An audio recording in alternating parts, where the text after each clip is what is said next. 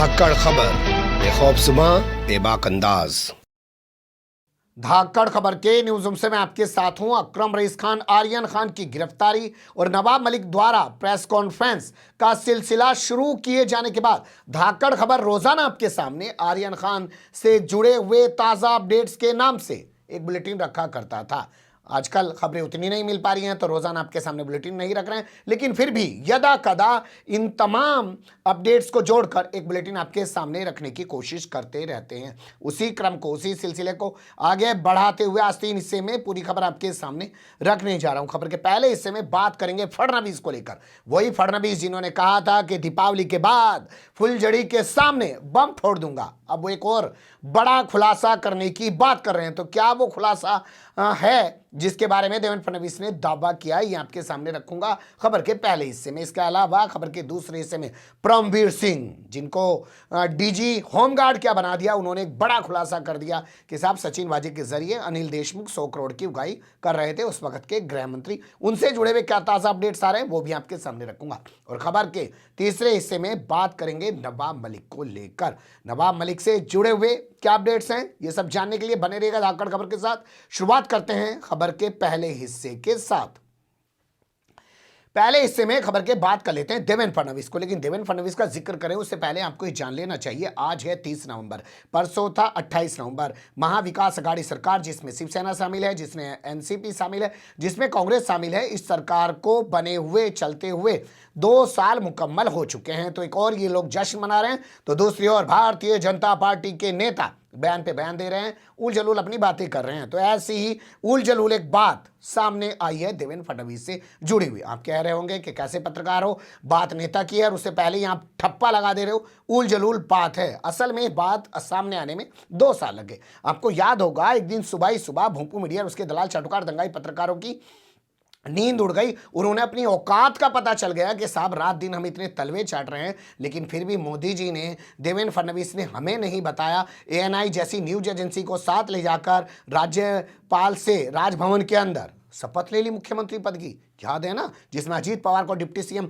बना दिया गया। एएनआई के जरिए वो तस्वीरें वायरल हुई थी और उस दिन भोंपू मीडिया के दलाल चाटुकार दंगाई पत्रकार सच में बहुत शर्मिंदा हुए थे कि जी हमें तो बुला ही लेते, हम क्या लीक कर रहे थे, हम तो आप ही के तलबे चाटने में लगे रहते हैं, इसके अलावा हमारा काम ही क्या है। खैर छोड़िए उस मुद्दे को, लेकिन कुल मिला के उस घटना को 2 साल हो गए हैं। उस घटना पर कभी भी देवेंद्र फडणवीस ने अपनी कोई सफाई नहीं दी थी। अब उन्होंने मुंबई तक, जो आज तक का एक चैनल है, इन्होंने जगह जगह यूट्यूब चैनल बना दिए, हरियाणा तक, यूपी तक, बिहार तक, एमपी तक, यहाँ तक वहाँ तक, क्योंकि इन्हें पता है कि अब व्यूवर जो है यहाँ पे आ रहा है, तो इन्होंने यूट्यूब पे तमाम चैनल बना दिए हैं। तो इनका एक ऐसा ही चैनल है मुंबई तक, वहाँ पे इन्होंने ये इंटरव्यू दिया है और कहा है कि देखिए हम शिवसेना को सबक सिखाना चाहते थे, उद्धव ठाकरे ने विश्वासघात हमारे साथ किया था और वो महाविकास अघाड़ी सरकार बनाने की तैयारी कर रहे थे, इसलिए हमने अजित पवार के साथ मिलकर सरकार बना ली थी। मैंने सीएम की शपथ ले ली थी और अजित पवार ने डिप्टी सीएम की शपथ ले ली थी, लेकिन वो फैसला हमारा सही नहीं था। अगर ऐसा ना होता तो ज़्यादा अच्छा होता। मुझे आज भी अपने उस फैसले पर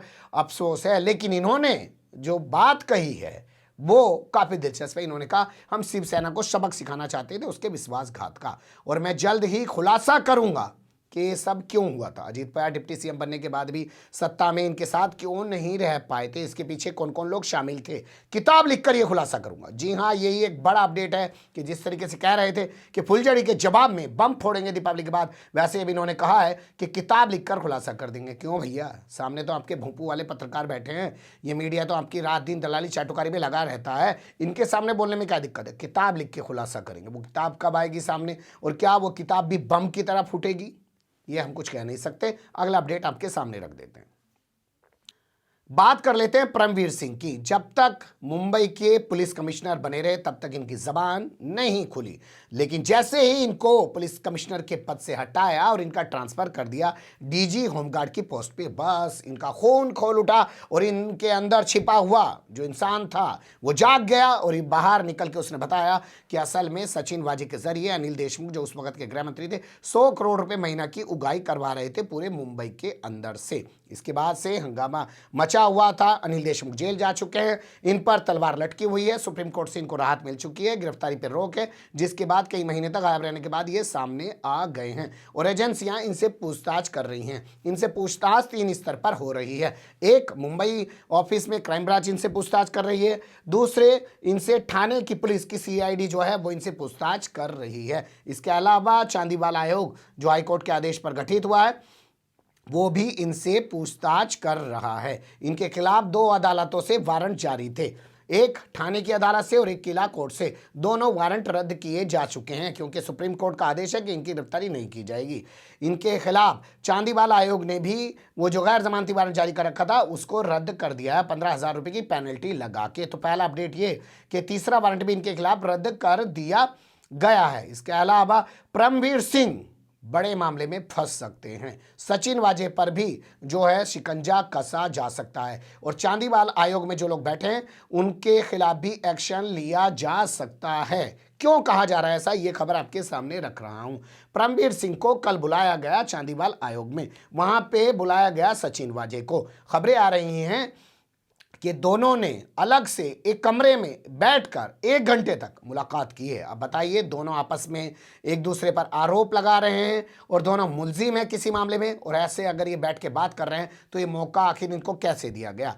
ये क्या परमिशन के तहत कराया गया या बगैर परमिशन के इन्होंने अपने जो है संबंधों के दम पर ये सब किया है? ये तमाम सवालों को लेकर मुंबई पुलिस ने जांच शुरू कर दी है। वो चांदीवाल आयोग पहुंचेगी और वहां जाके जांच करेगी कि आखिर ये स्पेस इनको क्यों दिया गया, ये मौका इनको क्यों दिया गया। वहीं खबर आ रही है कि उद्धव ठाकरे जो बीमार चल रहे थे वो वापस लौट आए हैं और तमाम रिपोर्टें उनके पास हैं। उसके बाद उन रिपोर्टों के आधार पर परमवीर सिंह को सस्पेंड नहीं बर्खास्त किया जा सकता है, क्योंकि सस्पेंड तो पहले से चल ही रहे हैं। तो इनको बर्खास्त किया जा सकता है, टर्मिनेट किया जा सकता है। कब वो एक्शन लिया जाएगा कुछ पता नहीं है, लेकिन ये एक बड़ा घटनाक्रम है कि आखिर सचिन वाजे से इनकी मुलाकात कैसे होने दी गई या हुई तो आखिर किस आधार पे हुई है। जो भी अपडेट होगा आपको रूबरू कराएंगे, लेकिन फिलहाल अभी नवाब मलिक से जुड़े हुए कुछ अपडेट्स हैं उन पर नजर डाल लेते हैं।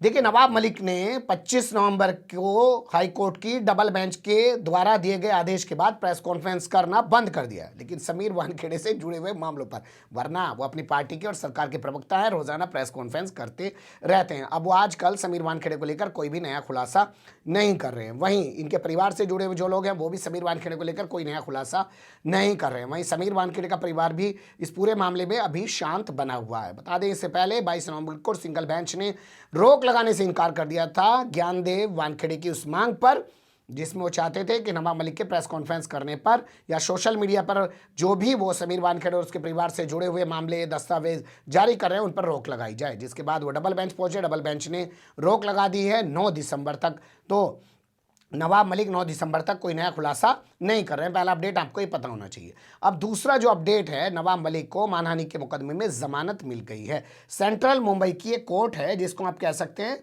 सेवरी की स्पेशल कोर्ट। वहाँ के जो जज हैं जिनका हमारे पास नाम है, उनका नाम हमारे पास है पीआई मोकाशी ने नवाब मलिक को 15,000 रुपये के निजी मुचलके पर मानहानि वाले मामले में जमानत दे दी। अब पहला सवाल ये पैदा होता है कि मानहानि का मुकदमा है कौन सा। तो आपको याद होगा, बीजेपी का एक नेता है, उसका नाम है मोहित कांबोज। मोहित कांबोज ने नवाब मलिक के खिलाफ ये मुकदमा दर्ज कराया था। हाई कोर्ट में भी वो इस मामले को लेके पहुंचे हुए हैं, लेकिन यहाँ सेवरी की अदालत के सामने हाजिर हुए नवाब मलिक और 15,000 के मुचलके पर उनको जमानत मिल गई। मामला क्या है ये भी आपको जान लेना चाहिए। नवाब मलिक ने आरोप लगाया था कि मोहित कांबोज का साला है ऋषभ सचदेवा, ये भी उस दिन 2 अक्टूबर को क्रूज पर पकड़ा गया था, लेकिन क्योंकि मोहित कांबोज भाजपा का नेता है और उसके समीर वानखेड़े से संबंध है और वो समीर वानखेड़े की प्राइवेट आर्मी का हिस्सा है और ये पूरा एक गैंग चला रहे हैं, लोगों को पकड़ते हैं, उनको फंसाते हैं, उनसे पैसा उगाते हैं, इसलिए इसके दबाव में या इसके कहने पर ऋषभ सचदेवा को छोड़ दिया गया जो मोहित कांबोज का साला था। और ये सब छुड़वाने में मोहित कांबोज की अहम भूमिका रही है। इन्हीं आरोपों के बाद मोहित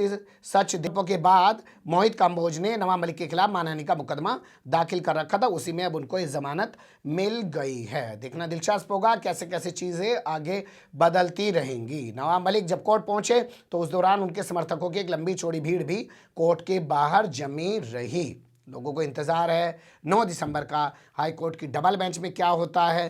क्या ये सिलसिला जारी रहता है जो रोक लगी है, या सिलसिला जो है फिर से शुरू हो जाएगा, रोक हट जाएगी और नवाब मलिक फिर ताबड़तोड़ खुलासे करने लग जाएंगे। लेकिन हमारा सवाल कुछ और है, कहाँ गई एनसीबी की जो विजिलेंस टीम बनी थी, वो क्या कर रही है। जो मुकदमे आर्यन खान, समीर खान से जुड़े हुए 6 मुकदमे थे, जो एक एनसीबी की नई एसआईटी बनाई गई थी आईपीएस संजय सिंह के नेतृत्व में, वो क्या कर रही है। इसके अलावा मुंबई पुलिस की जो एसआईटी है वो जांच कर रही है, वो क्या कर रही है। केपी गोसावी को अभी तक रिमांड पर क्यों नहीं लिया गया है एनसीबी के जरिए।